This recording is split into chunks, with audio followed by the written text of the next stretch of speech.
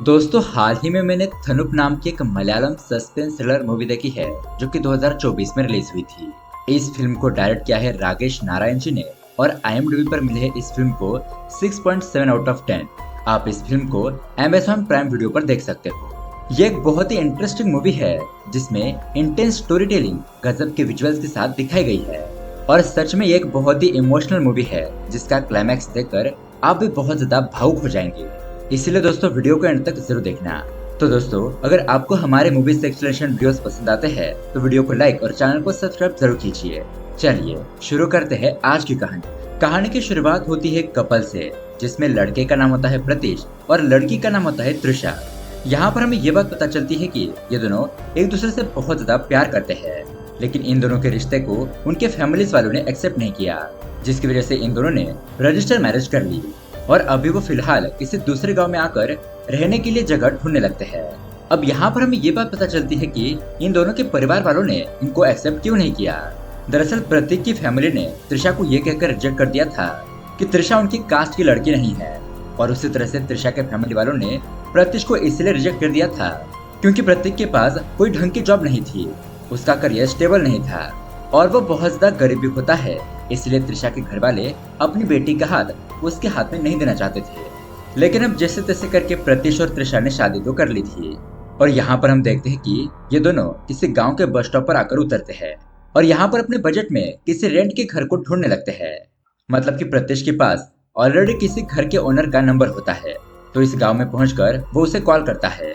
अब घर का ओनर उन दोनों के पास आकर उन्हें अपना घर दिखाने लगता है, लेकिन दोस्तों ये घर देखने के बाद उन्हें यह घर बिल्कुल भी पसंद नहीं आता क्योंकि यहाँ का कमरा बहुत ही छोटा होता है और उसी तरह से बहुत ज्यादा पुराना भी। ये किसी स्टोर रूम के जैसा लग रहा होता है। अब उन दोनों के चेहरे के हावभाव को देखकर उस घर का ओनर कहता है कि देखिए आपके बजट में इस गांव में इसी तरह का घर मिलेगा। अब प्रतीश और त्रिशा के पास कोई भी ऑप्शन नहीं था, इसलिए ये दोनों इसी घर में रहने का डिसाइड करते हैं।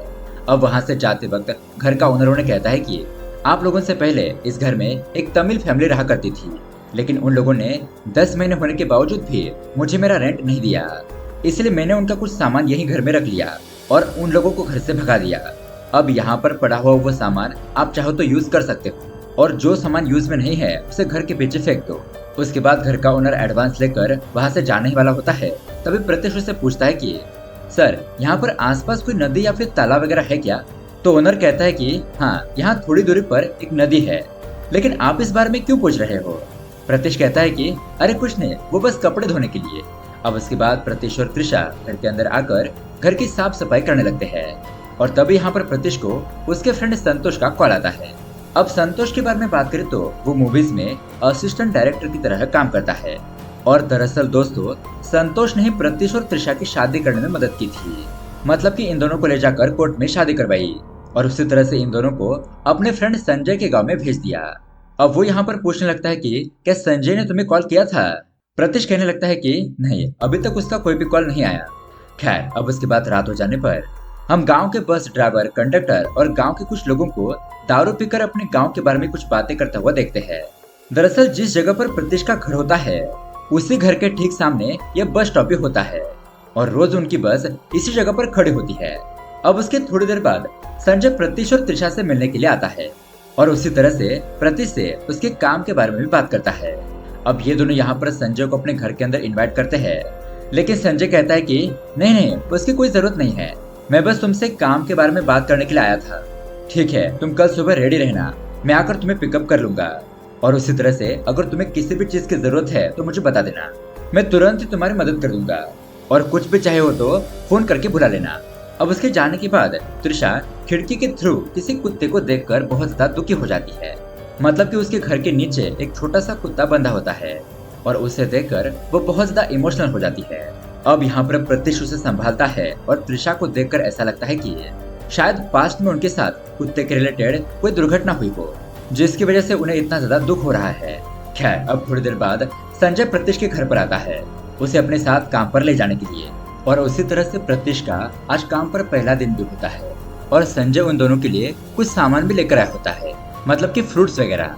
अब यहाँ पर हमें पता चलता है कि एक्चुअली संजय दीवारों पर पेंटिंग बनाने का काम करता है, तो अब संजय अपने बॉस से बात करके प्रतीश को भी वहीं पर काम दिलवा देता है। अब इसी तरह से जब ये दोनों किसी दीवार पर पेंटिंग का काम कर रहे होते हैं तो यहाँ पर त्रिशा प्रत्युष को कॉल करके उसे खाने के बारे में पूछने लगती है कि मैं यहाँ होटल पर आई हूँ, क्या तुम्हें भी खाना लेकर आ जाऊँ। तो प्रत्युष उसे कहता है कि नहीं नहीं, इसकी कोई जरूरत नहीं है, तुम खाना खा लो, मैं यहाँ पर संजय के साथ खा लूंगा। खैर अब उसके थोड़ी देर बाद संजय स्मोकिंग करते हुए प्रत्युष को भी सिगरेट देने लगता है। लेकिन प्रत्युष संजय से कहता है कि संजय, जब मैं मूवीज में काम कर रहा था तो उसी वक्त से मैंने ड्रिंकिंग और स्मोकिंग छोड़ दी थी। तो संजय उसे पूछने लगता है कि क्या तुम मूवीज में काम करते थे, तो फिर वो जॉब क्यों छोड़ दी। प्रत्युष कहने लगता है कि जिंदगी के हालात कुछ ऐसे थे कि मुझे वो जॉब छोड़नी पड़ी और उसी तरह से मेरी जिम्मेदारियां भी बढ़ गई थी। अब यहाँ पर वो संजय से भी यहाँ पर कोई नदी या तालाब है इसके बारे में पूछने लगता है। तो संजय उसे बताने लगता है कि तुम्हारे घर के पिछले साइड में थोड़े दूर जाने पर तुम्हें एक नदी मिल जाएगी।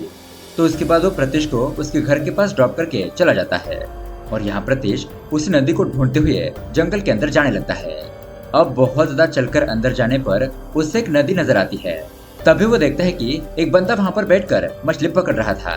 प्रत्युष उस बंदे से पूछता है कि क्या यह नदी बहुत ज्यादा गहरी है। वो मछुआरा बताते हैं कि हाँ, यह नदी बहुत ही गहरी है। इसलिए प्रत्युष उस जगह को छोड़कर दूसरी जगह पर जाकर ढूंढने लगता है, मतलब कि देखने लगता है कि किस जगह पर पानी बहुत ज्यादा कम है। अब उसके बाद जब वो घर पर आता है तो वो अपनी पत्नी त्रिशा से कहता है कि मैंने यहाँ पर पास में जो नदी है उसके बारे में पता कर लिया है, मैं वहाँ पर जाकर आ गया हूँ, वो नदी यहाँ से कुछ ही दूरी पर है। अब उसके बाद दोस्तों सारे लोग सो जाते हैं तो प्रत्युष अकेला ही उस नदी के पास जाकर कुछ ऐसी जगहों को ढूंढने लगता है जहाँ पर पानी बहुत ही कम हो, मतलब कि वहाँ पर जाकर उसकी गहराई नापने लगता है। उसके बाद किनारे के पास आकर वहाँ पर पत्तों से एक छोटा सा बिस्तर बनाने लगता है। मतलब पता नहीं उसके दिमाग में क्या चल रहा था। अब ये सब कुछ हो जाने के बाद प्रत्युष दोबारा से त्रिशा के पास आता है और वो उसे कहता है कि मैंने सब कुछ सेट कर दिया है, कल रात से हम वहाँ पर जाकर अपना काम कर सकते हैं। अब उसके अगले दिन आधी रात को हम देखते हैं प्रत्युष अपनी नींद से उठता है और त्रिशा को भी जगाता है। कहने लगता है कि चलो त्रिशा, अब टाइम हो चुका है। इस तरह से ये दोनों रेडी होकर उस नदी के पास जाने लगते हैं। लेकिन दोस्तों शॉकिंगली उनके घर के बाहर जो बस खड़ी होती है ना, उस बस का कंडक्टर अभी तक सोया नहीं था। ये देखकर त्रिशा कहती है कि अरे प्रत्युष, बस के अंदर कोई है, चलो यहाँ से वापस, अगर हमें किसी ने देख लिया तो बहुत बड़ा हंगामा हो जाएगा। इसलिए अब ये दोनों फिर से अपने घर पर वापस आ जाते हैं। कहने लगते हैं कि किसी और दिन प्लान करेंगे। अब उसके 2 दिन बाद ये दोनों आधी रात को दोबारा से रेडी शेडी होकर जाने लगते हैं। लेकिन इससे पहले प्रत्युष बाहर जाकर देखने लगता है कि कोई यहाँ पर मौजूद है या नहीं, कि क्या वहाँ पर कोई उन्हें देख तो नहीं रहा। अब बाहर अच्छे से देखने पर उन्हें पता चलता है कि आज यहाँ पर कोई भी नहीं है। तो प्रत्युष और त्रिशा ये दोनों छुप छुप कर उस नदी के पास जाकर उस नदी में डुबकी लगाने लगते हैं। मतलब कि पानी के अंदर डुबकी लगाकर कुछ सेकंड के लिए उसके अंदर रुकते हैं और फिर दोबारा से उस पानी से अपना सर बाहर निकालते हैं। अब इसी तरह का प्रोसेस ये लोग बार बार करने लगते हैं।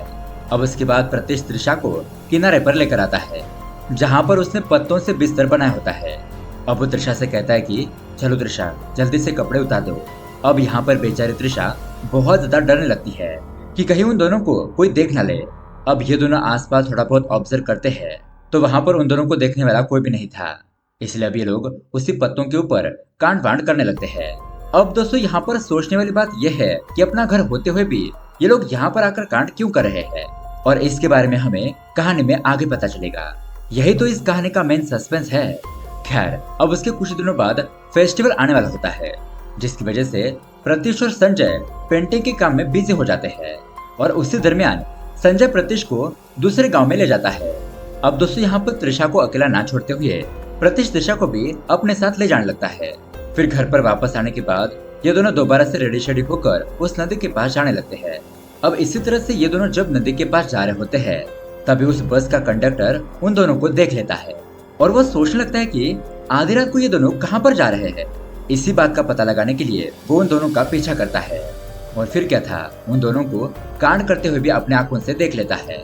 अब उसके दूसरी रात वो कंडक्टर गाँव वालों को उसी बस में बुलाकर प्रत्युष और त्रिशा के बारे में बताने लगता है कि ये दोनों ऐसा ऐसा कर रहे हैं। लेकिन ये लोग तो उसकी बातों पर यकीन ही नहीं करते। कहते हैं कि वो दोनों हस्बैंड वाइफ है और उनका घर होते हुए भी वो बाहर जाकर कांड क्यों करेंगे, उनके पास तो अच्छी खासी प्राइवेसी है।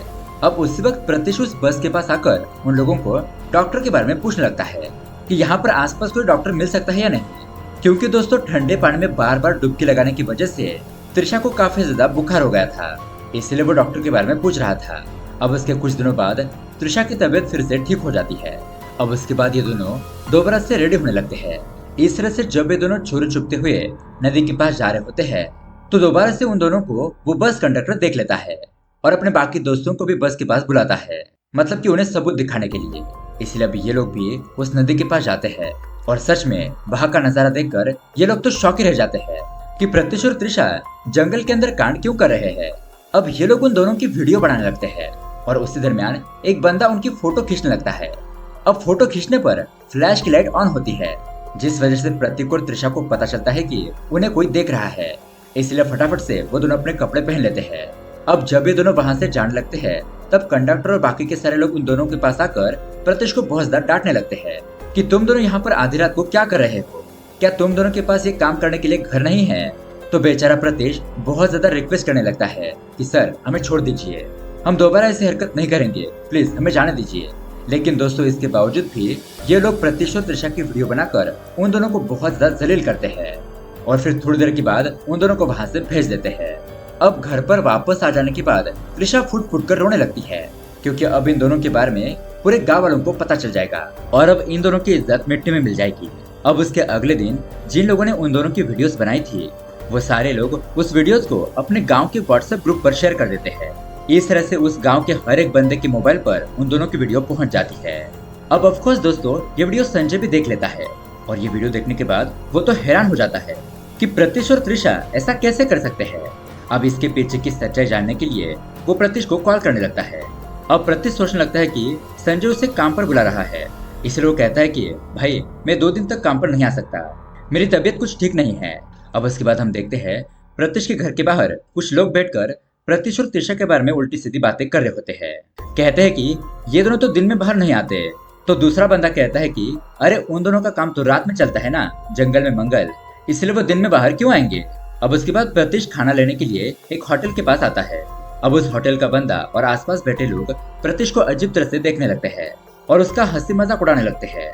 बेचारा प्रत्युष ये बेइज्जती ना सहते हुए फटाफट से खाना लेकर वापस अपने घर पर आ जाता है और यहाँ पर बहुत ही दुखी होकर रोने लगता है कि अगर मैं एक मर्द होकर बाहर गया लेकिन लोग मेरा भी मजाक उड़ा रहे हैं तो ऐसे में त्रिशा बाहर जाएगी तो उसके साथ क्या होगा, वो तो पूरी तरीके से टूट जाएगी। ये सब कुछ सोचकर प्रत्युष बहुत ज्यादा टेंशन में आ जाता है, लेकिन फिर भी वो अपनी पत्नी त्रिशा को दिलासा देता है कि सब कुछ ठीक हो जाएगा। अब दोस्तों यहाँ इस तरफ संजय यही सोचने लगता है कि अगर इस मामले को ऐसे ही छोड़ दिया गया तो इन दोनों की जिंदगी बर्बाद हो जाएगी। तो फटाफट संजय संतोष को कॉल करके उसे यहाँ पर बुलाने लगता है। कहता है कि तुम्हारा फ्रेंड बहुत बड़ी मुसीबत में फंस चुका है, एक बार तुम यहाँ गाँव में आकर उससे मिल लो। तो संतोष फटाफट से संजय के गाँव आकर पहले संजय से ही मिलता है। अब यहाँ पर संजय जो कुछ भी हुआ था वो संतोष को बताता है और उन दोनों के साथ उस घर का ओनर भी वहाँ पर मौजूद होता है। दरअसल प्रत्युष और त्रिशा की वो वीडियो गांव में बहुत ज्यादा वायरल हो चुकी थी, इसलिए गांव के लोग उस ओनर को अनाप शनाप बक रहे होते हैं। ओनर को डांट रहे होते हैं कि उसने उन दोनों को अपने रूम रेंट पर क्यों दी, इसलिए तुम एक बार प्रत्युष से मुलाकात करके उन दोनों को समझाओ। तो संतोष कहने लगता है कि पहले आप लोगों को ये जानना होगा कि आखिरकार प्रत्युष और त्रिशा की जिंदगी में क्या हुआ था, उसके बाद आप डिसाइड करना कि वो दोनों सही है या फिर गलत। इस तरह से अब वो उन दोनों की कहानी बताने लगता है। यहाँ से सीन फ्लैशबैक में जाता है जहाँ पर हम प्रत्युष को देखते हैं जो कि असिस्टेंट डायरेक्टर की तरह काम कर रहा होता है। प्रत्युष के साथ साथ वहाँ पर संतोष भी काम करता था।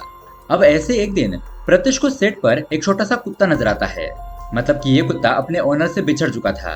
प्रत्युष उस कुत्ते को देखकर उसे खुद के पास रखने का डिसाइड करता है। वो उसे अपने घर पर लेकर जाता है और उसका ख्याल रखने लगता है।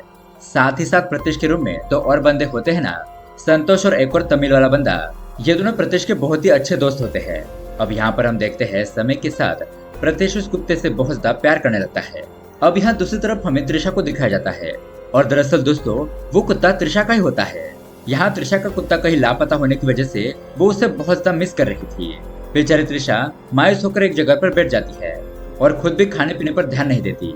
उसके बाद वो अपने कुत्ते को फाइंड आउट करने के लिए शहर में कुत्ते के पैम्पलेट छपवाती है। तो उसके बाद प्रत्युष का फ्रेंड वो पैम्पलेट प्रत्युष को लाकर दिखाता है। तो प्रत्युष तुरंत ही त्रिशा को कॉल करके उस कुत्ते के बारे में बताता है। कहने लगता है कि आपका कुत्ता मेरे पास है और ये बात सुनकर त्रिशा बहुत ज्यादा खुश हो जाती है। अब वो अपने कुत्ते को लेने के लिए प्रत्युष के घर पर आती है और सच में दोस्तों वो कुत्ता त्रिशा को देखकर बहुत ज्यादा खुश हो जाता है और यहाँ पर प्रत्युष भी उस कुत्ते को त्रिशा को हंसी खुशी में दे देता है। अब इसी कुत्ते की वजह से उन दोनों के बीच में अच्छी खासी दोस्ती हो जाती है। धीरे धीरे उनकी मुलाकातें बढ़ने लगती है और उन दोनों में प्यार हो जाता है। अब उसके बाद क्या था, प्रत्युष और त्रिशा ये दोनों एक साथ उस कुत्ते को वॉकिंग पर ले जाने लगते हैं। धीरे धीरे ये दोनों एक दूसरे से बहुत ज्यादा क्लोज हो जाते हैं। अब एक दिन त्रिशा प्रत्युष से कहने लगती है कि जब मैं 11 साल की थी तब उस वक्त मेरी माँ मुझे छोड़कर चली गई, मतलब कि इस दुनिया से चल बसी। उसके बाद मेरे पिताजी ने दूसरी शादी कर ली और उसी तरह से मेरे पिताजी बहुत ज्यादा स्ट्रिक्ट है, हमेशा बिजनेस के सिलसिले में इधर उधर घूमते रहते हैं, जिसकी वजह से उन्होंने मुझे आंटी के घर पर ही छोड़ दिया। मैं वहीं पर पली बड़ी।